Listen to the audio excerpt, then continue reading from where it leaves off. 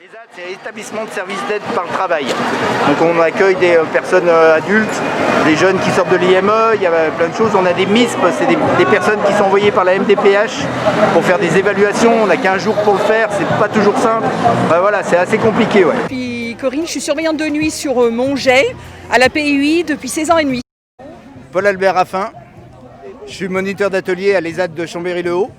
Ça fait 10 ans que je suis moniteur d'atelier. On est agent d'entretien dans des instituts pour personnes mentalement handicapées.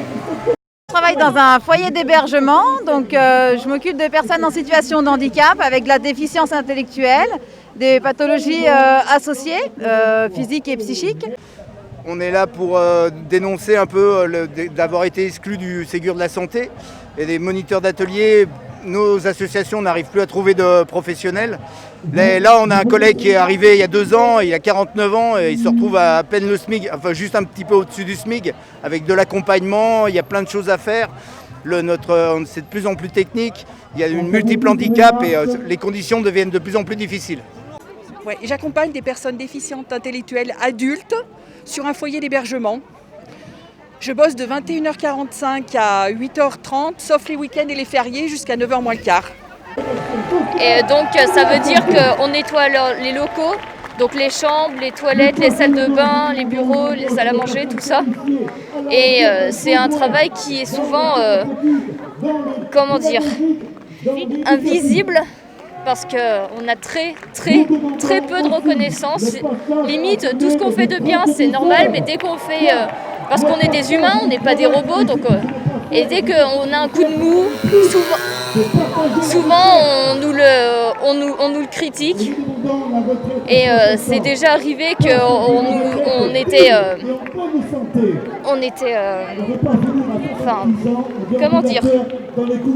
que parfois on avait l'impression d'être moins qu'humain. Vu la façon dont on nous parlait des fois. Nous, non seulement on a besoin d'une direction qui soit bien traitante. J'ai vu des collègues d'autres endroits marquer management autoritaire, ça me rappelle quelque chose, c'est grand temps que ça s'arrête. Donc on a effectivement besoin d'argent, de moyens pour travailler et punaise, mais de chefs qui sont des vrais chefs, qui fassent de l'humain même en tant que chef. Qu'est-ce qui vous fait que vous vous mobilisiez là aujourd'hui ?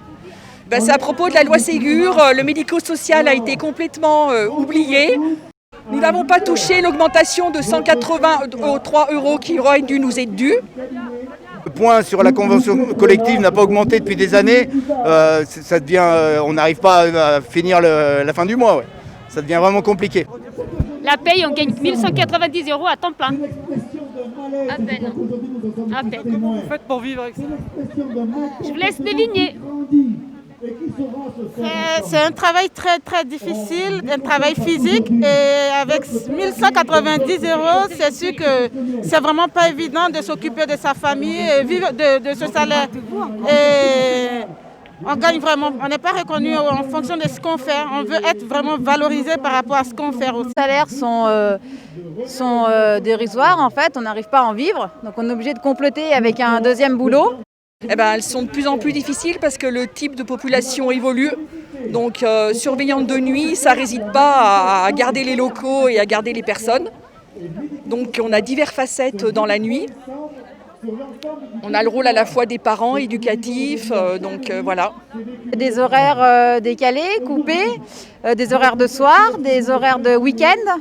On n'a pas forcément des repos fixes, donc il faut constamment s'adapter. Et toujours être disponible et dans de bonnes conditions pour les résidents. Et ça nous met aujourd'hui à mal. Notre présence aujourd'hui est pour montrer notre colère face à l'injustice et mépris de notre travail. Si aujourd'hui nous venons faire entendre nos voix, c'est pour pouvoir vivre décemment d'un métier tout aussi important que le soin. Nous sommes dans le prendre soin, soyons unis et solidaires dans ce combat pour une égalité et attractivité de notre métier. Ne lâchons rien, il faut se mobiliser, s'unir toujours plus et dans la durée s'il le faut. Merci.